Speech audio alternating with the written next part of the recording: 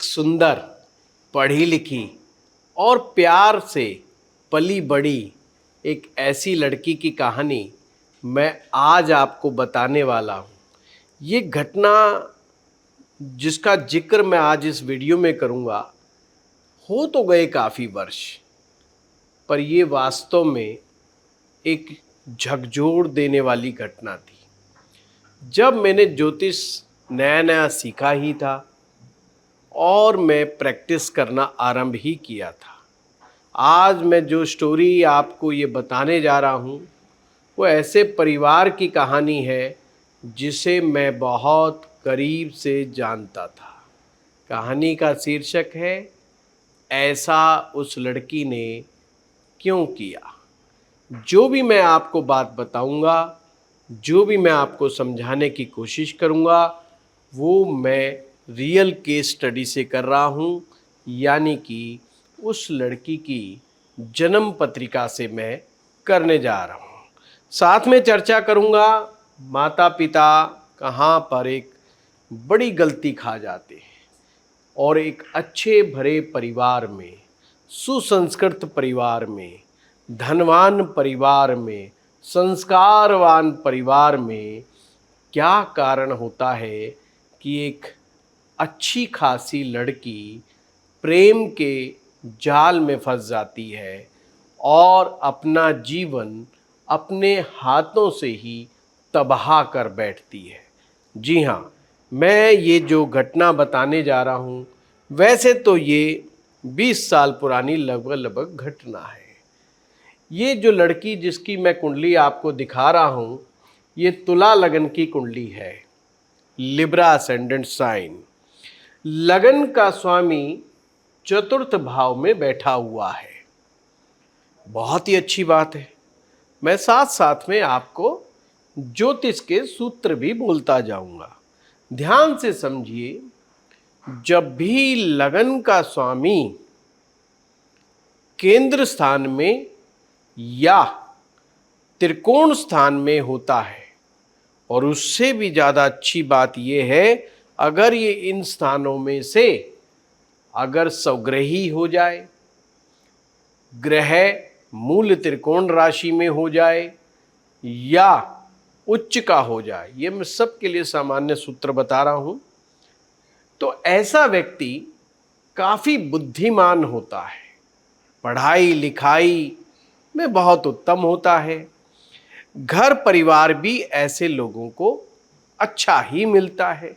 अच्छे घर परिवार का मतलब ये है जिसमें माता पिता हो, माता पिता की आर्थिक स्थिति अच्छी हो, घर में दादा दादी हो, भरा पूरा परिवार हो, धन की कोई कमी ना हो और सब लोग आपस में अच्छे खासे जुड़े हुए हों, अच्छे संस्कार बच्चे को देने वाले हों।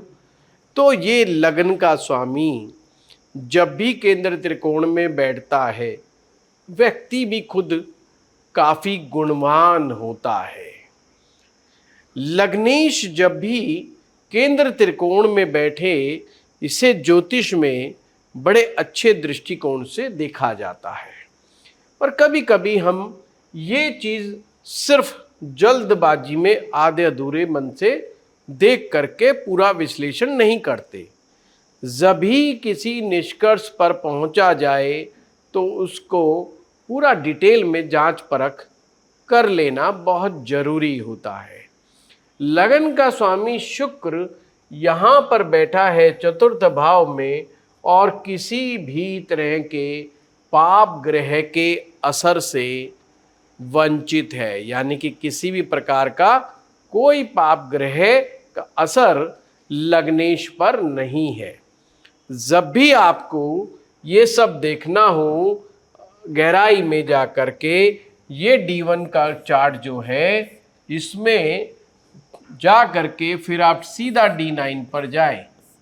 D9 यानी कि नवमांश कुंडली।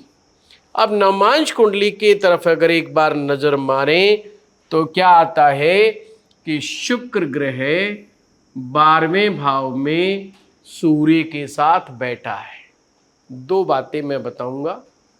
पहली चीज, शुक्र का सूरज के साथ बैठना किसी भी भाव में, मुद्दा ये नहीं कि ये 12वें भाव में बैठा हो, सूरज और शुक्र का मेल चाहे किसी भी भाव में इकट्ठे हो जाए वो अच्छा नहीं माना जाता। शुक्र जो होता है वैसे तो प्रेम संबंधों का भी कारक होता है, पर ध्यान से समझिएगा, ये लगन का स्वामी भी है। लगन यानी बुद्धि, लगन यानी हमारा चरित्र, लगन यानी सोचने समझने का एक तरीका, लगन यानी काम करने का एक वे। एक आदमी किस तरह से चीज़ों को हैंडल करता है, टैकल करता है, प्रॉब्लम्स को कैसे सेटल करता है, वो सब चीज़ लगन ही डिसाइड करता है। लगन व्यक्ति की ग्रोथ को भी डिसाइड करता है। अब ये लग्नेश यानी कि शुक्र सूरज के साथ बैठने से पहला एक डेंट इसको लग गया। दूसरा केतु, यहां पर केतु की दृष्टि या उसका इम्पैक्ट समझो कि केतु का इम्पैक्ट इसके ऊपर आ गया। तो D1 चार्ट में तो किसी प्रकार का कोई पाप ग्रह का कोई असर नहीं है, पर नवमांश कुंडली में इसी लग्नेश पर एक क्रूर ग्रह है। सूर्य को क्रूर ग्रह कहा जाता है, बेशक वो पाप ग्रह नहीं है। तो एक तो ये रीज़न हुआ। अब दूसरा कारण पे चलते हैं। या आप कहेंगे ये आपने कहानी तो बताई नहीं।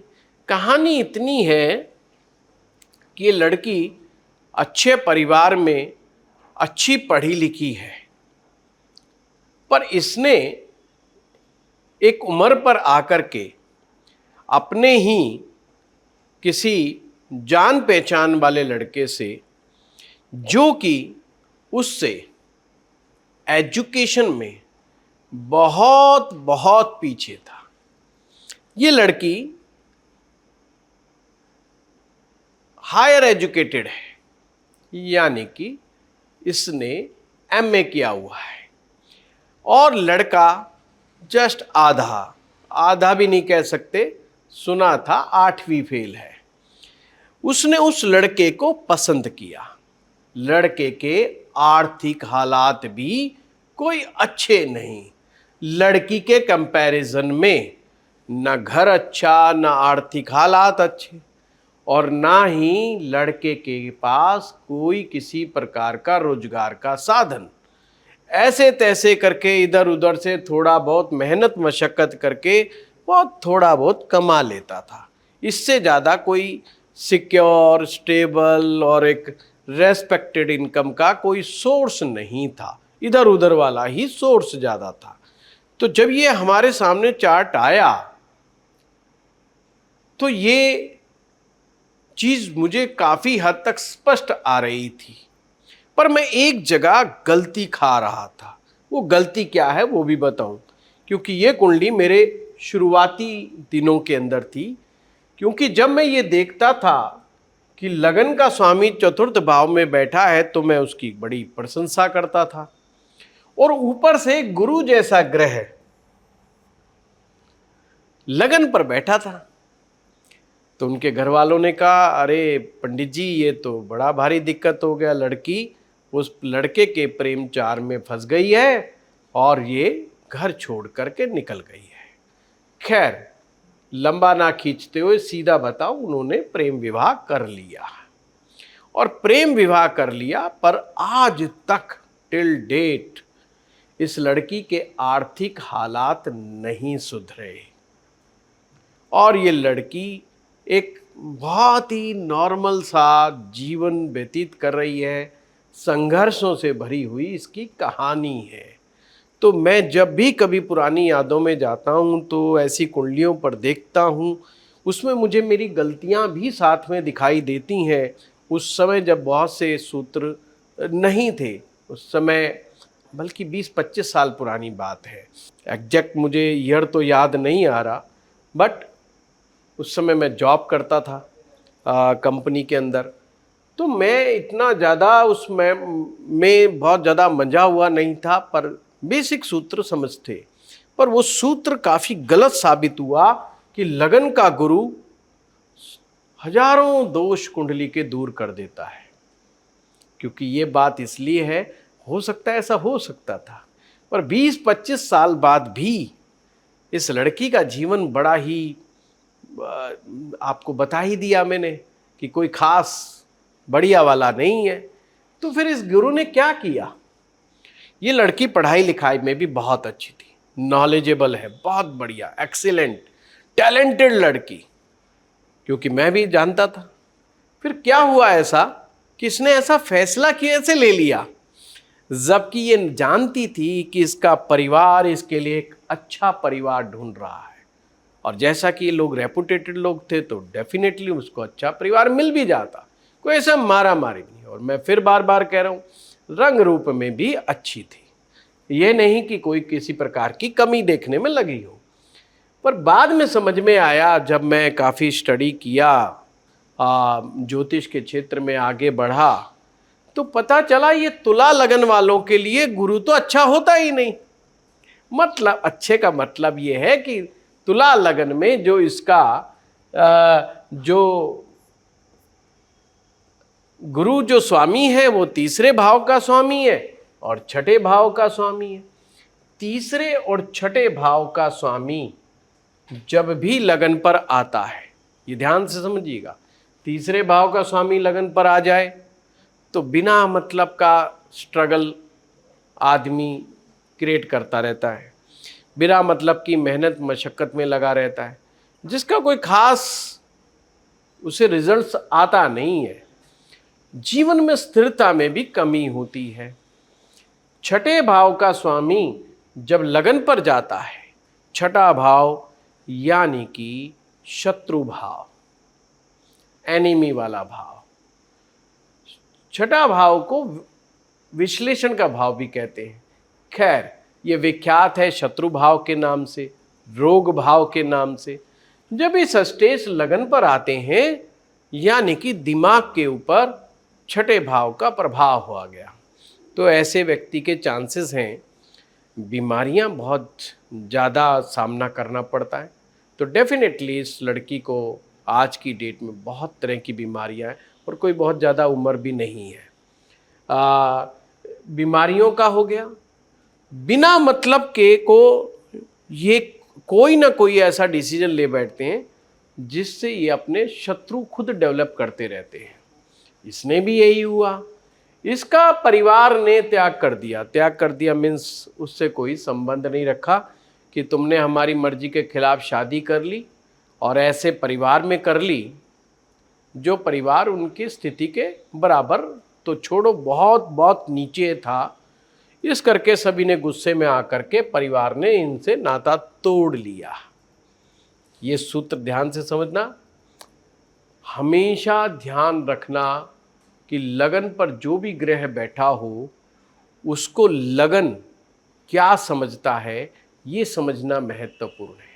केवल मात्र ये देख करके अरे गुरु बैठा हुआ लगन पे या शुक्र लगन पे बैठ गया या कोई भी शुभ ग्रह लगन पर बैठ गया और हमने अचानक से जल्दबाजी में प्रेडिक्शन कर दिया कि साहब ये तो बहुत अच्छा हो गया, अच्छा नहीं। रोल को समझें, ग्रह का रोल सबसे ज़्यादा महत्वपूर्ण होता है।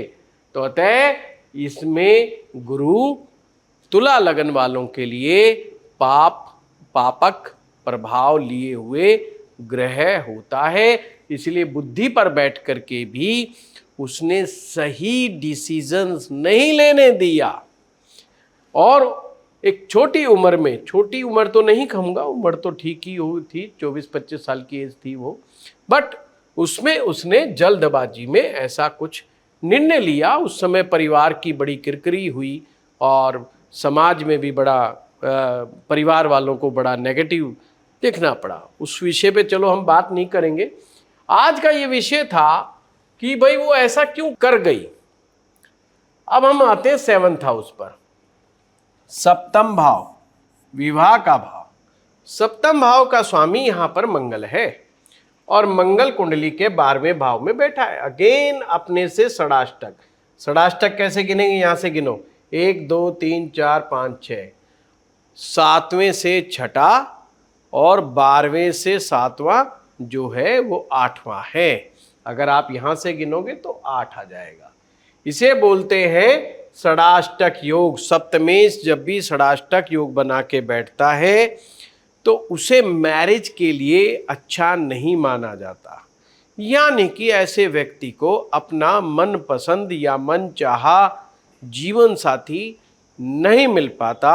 या आप ये भी कह सकते हैं, जब भी सप्तमेश षडाष्टक बना ले तो ये समझें डिफरेंस ऑफ ओपिनियन पति पत्नी में सदा बनी ही रहती है।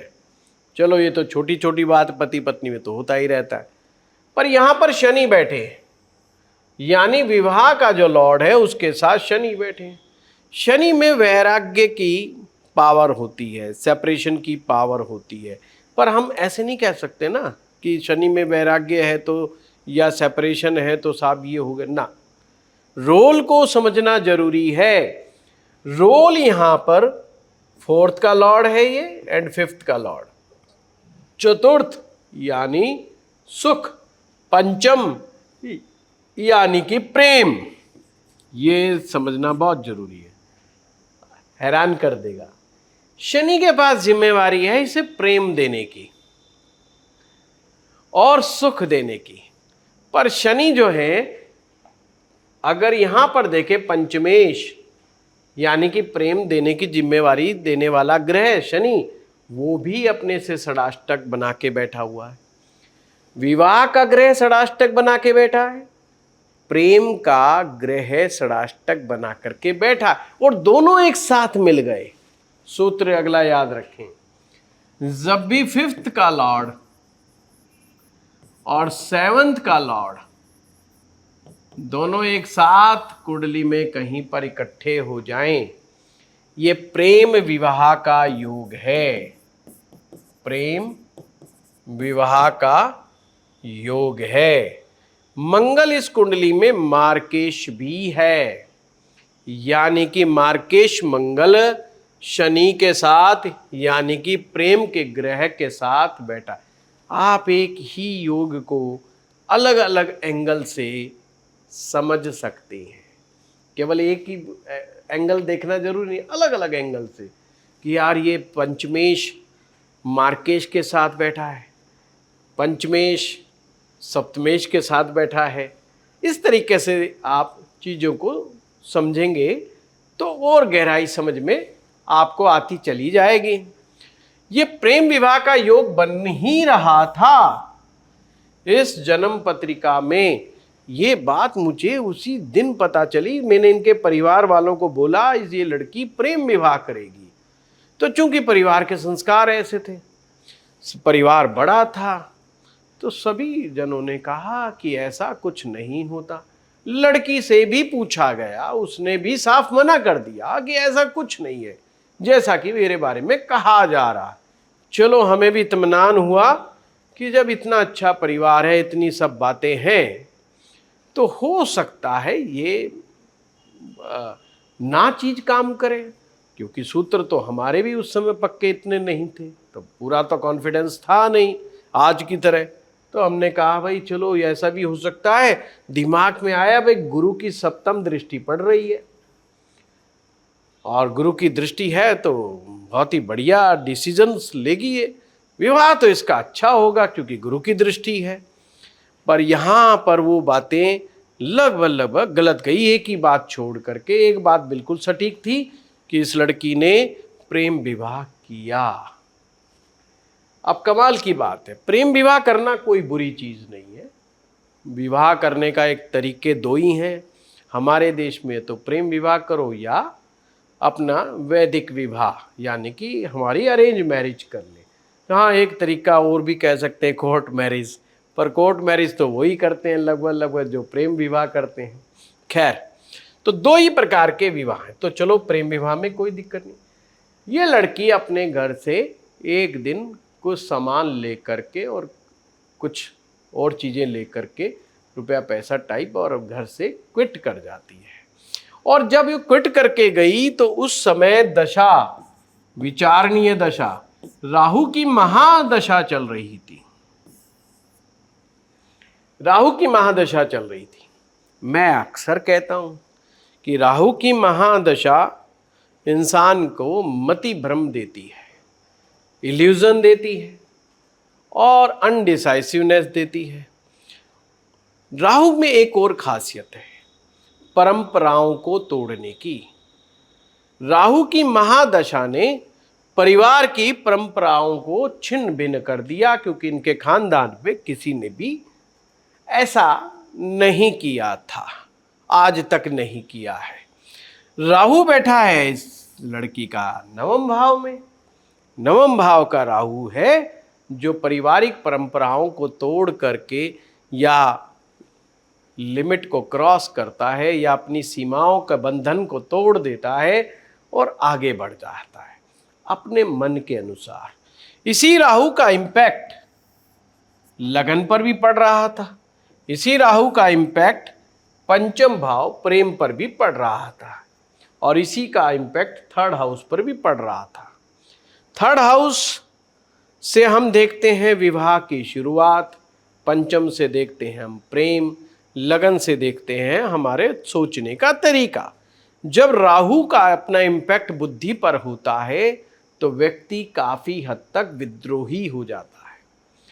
उसे अपने परिवार के संस्कार समझ में नहीं आते, उसे अपने परिवार जनों की बातें समझ में नहीं आती। ऐसा व्यक्ति कभी कभी परिवार से बहुत ज़्यादा झूठ बोलना शुरू कर देता है, धोखा भी दे सकता है और धोखा खा भी सकता है। देखो, दोनों ही बातें, जरूरी नहीं कि ऐसा व्यक्ति दूसरे को धोखा दे, पर दूसरा को धोखा दे भी सकता है और धोखा खा भी सकता है। इसे बोलते हैं पितृदोषा।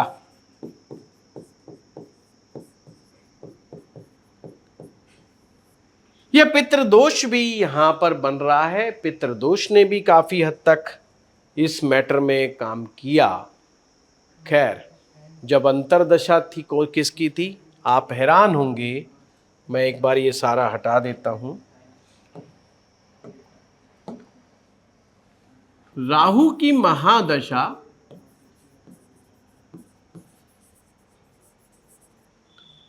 और जुपिटर की अंतरदशा,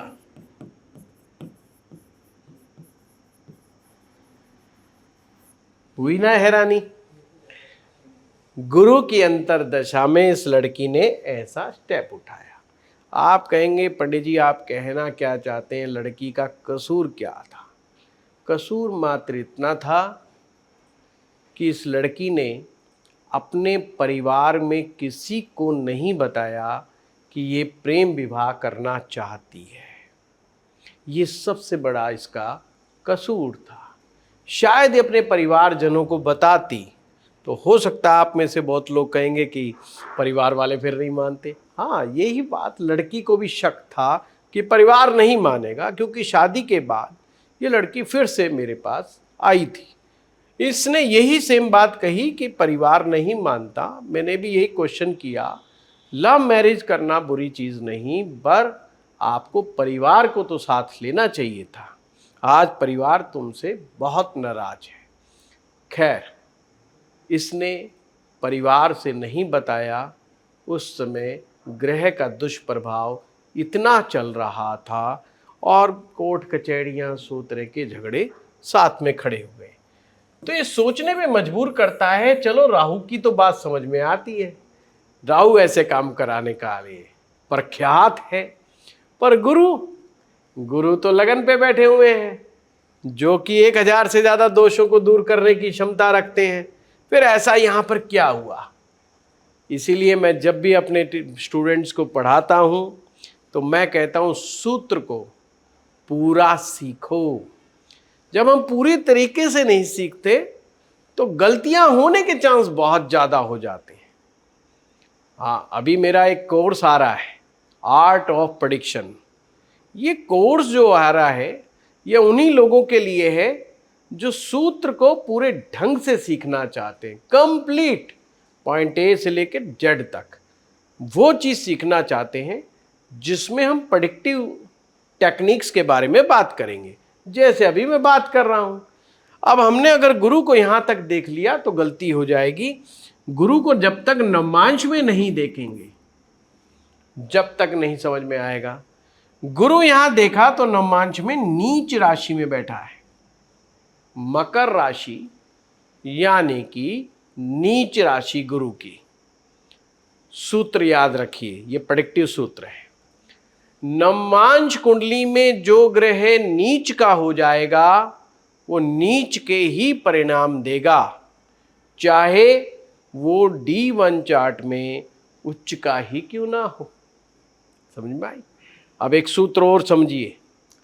अगर किसी लड़की का गुरु ग्रह खराब हो गया है तो उसे पति सुख में कमी का अनुभव होता है। पति या तो उसे अच्छा नहीं मिलता, या पति का स्वास्थ्य अच्छा नहीं होता, या पति की कमाई अच्छी नहीं होती। देखो कितना गहरा सूत्र दे दिया। जी हाँ, ये राज की बात है। लड़की का गुरु ग्रह अगर अच्छा है तो उसके पति की अर्निंग बहुत अच्छी रहेगी। वो किसी भी लड़के से शादी कर ले, वो लड़का एक ना एक दिन कामयाबी का शिखर चूमता ही है, और उस लड़की को जीवन में कभी भी किसी चीज़ की कमी नहीं रहती। तो पति सुख में कमी का मतलब ये माना जाता है। शारीरिक सुख से इसका कोई लेना देना नहीं है। तथा संतान को लेकर के भी ऐसी महिलाएं अक्सर चिंतित रहती हैं। तो अगर किसी के घर में भी ऐसी बिटिया है या कोई महिला ऐसी है जिसका टेक्निकली गुरु किसी भी कारण से कमज़ोर है, तो हो सकता है उसको मैरिज लाइफ में और संतान के सुख को लेकर के परेशानियों का सामना करना पड़े। तो ऐसे में उन्हें गुरु ग्रह के उपाय लंबे समय तक करते रहने चाहिए। ये भी बड़ा महत्वपूर्ण सूत्र है। कुछ लोग 2-4 हफ्ते करते हैं और सोचते हैं कि बहुत अच्छे रिजल्ट्स आ जाएंगे। नहीं साहब, ये कमज़ोर ग्रह है, और गुरु के जो जो प्रिकॉशंस हैं उनका भी ध्यान रखना चाहिए। गुरु लड़कियों के केस में मोटापा दे सकता है, थायराइड की प्रॉब्लम दे सकता है, means hormonal imbalance, metabolic disorder दे सकता है, साथ में डायबिटिक की समस्या दे सकता है। बहुत सी ऐसी समस्याएं हैं जो जीवन में दुखदायी हो सकती हैं। फैटी लीवर भी उनमें से एक है। फैटी लीवर की समस्या भी आती है। वो बात अलग है कि फैटी लीवर में कुछ रोल मंगल का भी होता है। चलो वो आज का हमारा टॉपिक नहीं है। मेरा मकसद था आपको एक रियल केस स्टडी बताई जाए, और हम ऐसी ही केस स्टडी को आगे तक करने का विचार रखते हैं। आप भी अगर रियल केस स्टडी समझना चाहते हो कुंडली के साथ, पूरी कहानी के साथ, तो आप हमारे चैनल को सब्सक्राइब कर दो, क्योंकि आप लोग देखते तो बहुत हैं तो सब्सक्राइब करना भूल जाते हैं अक्सर जल्दबाजी में। तो प्लीज़ उसके ऊपर भी थोड़ा सा ध्यान दिया जाए। खैर, ये समझ गए होंगे गुरु जैसा अच्छा ग्रह की अंतर्दशा ने भी लड़की को गलत डिसीजंस लेने पर मजबूर कर दिया। अगर ऐसा ना होता, ये दशा ना होती, तो शायद चांस कम थे। केवल प्रेम विवाह का योग जो मंगल और शनि 12वें भाव में बना रहे हैं, केवल मात्र ये लड़की प्रेम विवाह करती और मामला ठीक ठाक हो जाता। इतनी बड़ी समस्याएं इसे नहीं सहन करनी पड़ती। पिता को बड़ा कष्ट हुआ। क्यों हुआ? पिता का ग्रह सूरज केतु के साथ ग्रहण की स्थिति में बना हुआ है। सेम सूरज 12वें भाव में उच्च का हो गया। अब सूत्र पे सूत्र बताएंगे आपको, टेक्निक। ध्यान रहे, नवमांश कुंडली में 12वें भाव में यदि सूरज उच्च का भी हो तो अच्छा परिणाम नहीं देता, बल्कि विपरीत परिणाम देता है। ये लड़की अपने पिता की बहुत प्यारी थी, और अब आज पिता ही उससे बात करके खुश नहीं है। पिता को लगता है मेरे सम्मान को ठेस लगी, समाज में मैं अब उस तरह से मैं नहीं अपना आप को प्रदर्शित कर पाऊंगा जैसे वो करता था। पिता का कॉन्फिडेंस बहुत डाउन हो गया और वो डिमोरलाइज फील करते हैं और उसके बाद उसे हार्ट की समस्या भी पिता को का सामना करना पड़ा। खैर, ये एक लंबी स्टोरी है, बट कुल मिलाकर के मैं सभी लड़कियों से, लड़कों से, युवकों से, युवतियों से एक ही बात कहूँगा, आप अपनी कुंडली को समझें, किसी अच्छे विद्वान से मिलें। विवाह के लिए अगर कोई प्रेम विवाह का योग निर्मित भी हो रहा है तो उसे फॉलो करें, उसका विरोध ना करें। माता पिता को समझाएं, माता पिता भी अपने बच्चों की भावनाओं का थोड़ा ख्याल रखें। अगर मामला है कि ये योग बन रहा है तो उस योग में उसकी हेल्प करें। पर हाँ, मेरे कहने का मतलब ये नहीं कि अगर आप अपना जीवन गलत जीवन साथी चुनने का प्रयास करें तो भी माँ बाप सहयोग करें, ये बात बिल्कुल नहीं है। माता पिता का फर्ज बनता है, जिम्मेदारी बनती है कि बच्चों को उसका जीवन साथी दिलाने में सहयोग करें, जीवन का अनुभव लगाएं और अच्छा जीवन साथी की तलाश करें। आज का वीडियो यहीं तक। धन्यवाद।